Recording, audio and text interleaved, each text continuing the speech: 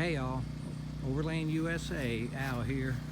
Just want to share my Overland Jeep setup at my brother's for Memorial Weekend, and it is quite hot, so you would think I would not sleep in that tent.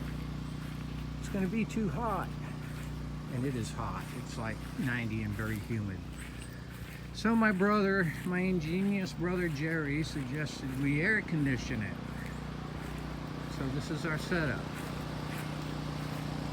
5,000 BTU air conditioner through the front vestibule of the annex. All the windows closed, and let the heat go out the vents at the top. And inside,